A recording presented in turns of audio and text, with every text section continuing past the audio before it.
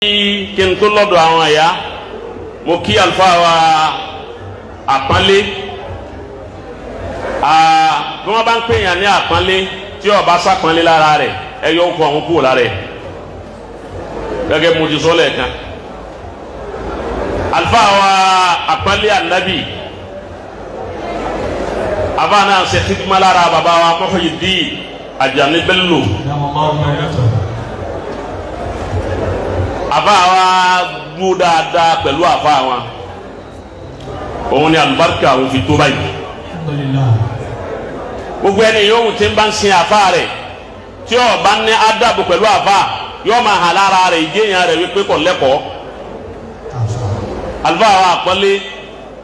wọ́n dúró ti ẹlẹ́kọ̀ọ́ wọ́n jẹ lára ẹlẹ́kọ̀ọ́ wọ́n mú lára ẹlẹ́kọ̀ọ́ wọ́n wá lo ẹ̀kọ́ náà wà ń bẹ pẹ̀lú wọn Ọlọ́run ò ní gba ẹ̀kọ́ náà lára yín. Àmín. alibarikola Muhammadu Rasulullah. àbá Aponle ń ṣe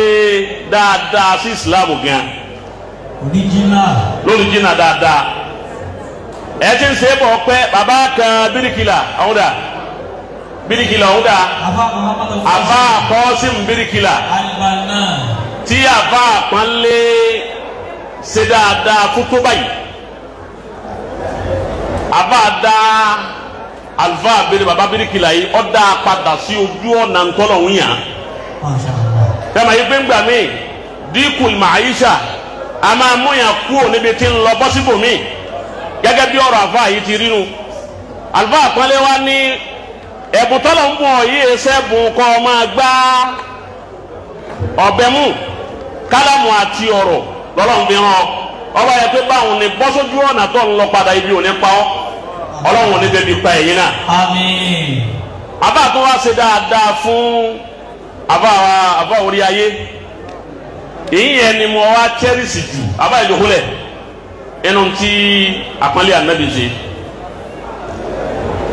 èyàn máa gbé nǹkan sí ààyè rẹ̀ èyàn sì máa gbé nǹkan síbi tí èsì ààyè rẹ̀ ibi tẹ́ tẹ́ sí ojú rẹ̀ ni èyí tó dáadáa ní káwọn tọ̀hún náà máa tẹ́nu bẹ́ẹ̀ bá tẹ nǹkan ìwọ àfà tó o bá fẹ́ ṣe ìrànwọ́ fàbùdábì nà bùsíkà bẹ̀rẹ̀ láti inú ilé rẹ̀ eré àfẹ́ ẹgbẹ́ rẹ̀ tára ń ní òun ni ọkọ bẹ̀rẹ̀ náà wọ́n lérí rẹ̀ léyìí tí wọ́n ti bẹ̀rẹ̀ tọ̀hún rọ́ǹgì ni kìí ṣe bí tí dọ́dọ̀ Ọlọ́run tààrà ibẹ̀ kọ́ ibẹ̀ kìí dọ́dọ̀ Ọlọ́run bẹ̀ ni ẹni tí ń bẹ́nu Islam tí ń ṣiṣẹ́ Islam tí ń ṣe wàhálà fún Islam ó kéwú ọmọ afa abùnlẹ́bùn ọjẹ́ mawhubun wa mahsusu ọ ní pírọ́blẹ́mù kan yọ máa retí ìrànwọ́ látọ̀dọ̀ àwọn akọ́jà bẹ́ẹ̀ irú ẹni àlùfáà orí ayé tẹ́ ẹ ṣe o ẹ kàn wá ṣe account number fáadà rẹ tilẹ̀ tó wá fi sí èyí ń jẹ́ ọmọ wípé ní commission tẹ̀ ń gbà lọ́wọ́ ẹnìkan nù wọn èyí ń jẹ́ ọmọ wípé fi ṣe business ntọ́jú ọ̀dàrú ni wípé àwọn tí fi ń ṣe business pọ̀ kọ́lájẹ́ káwọn èèyàn fẹ́ máa bá lu àwọn tí wọ́n ń ṣe khalisan liwaji Allah. Masha Allah. a máa rí ẹ̀yìn yìí nìkan lákọ̀ọ́kọ́ báyìí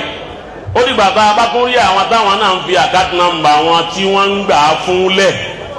ká tó mà wípé wọ́n ti méjì gbọ́ ká tó mà wípé torí Ọlọ́run ni wọ́n fi ń ṣe farabalẹ̀ èyí tẹ̀mí ti ń sọ yìí ẹnu nígbà ẹni tí ọba takò tí ọjáde kájọ fèsì ara wa ẹni ọba ṣe tí ọba da á sọ fún un kó o ṣe tí ọ̀dà bọ́ ọba nínú kàlíwò àtìyàwó rẹ lẹ́jọ́ máa ṣàyún baba sọ ibùdó bayan gbogbo ntẹ́yìn ọba ṣe láyé tọ́ba yẹ kójú ọ̀nà jẹ́ àfa yìí ni bá àbọ̀ ọba ti lè ran àfa ẹgbẹ́ rẹ̀ lọ́wọ́ Ọlọ́run ò ní gbàṣẹ rẹ̀ lọ́dọ̀ àwọn aláwo wọ́n ní àṣà kan bí àti láwo ọ̀dà tí ẹ̀sìn wọn ọ̀dà tí ọ̀dọ́dọ̀ Ọlọ́run ni àṣà kan bẹ́ẹ̀ tọ́jú ọmọ sọ Ọlọ́run wọn ní àwọn onígbé àwọn onígbọ̀wọ́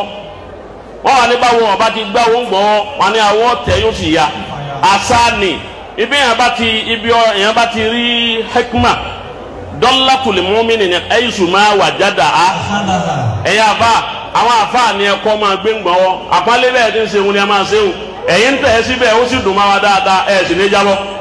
ẹ̀ sì á nílẹ̀ kan náà mọ́ wa. wọ́n tẹ̀ sójú ẹ̀ dáadáa àwa kí àwọn ẹ̀yà wa a kí àlùfáà.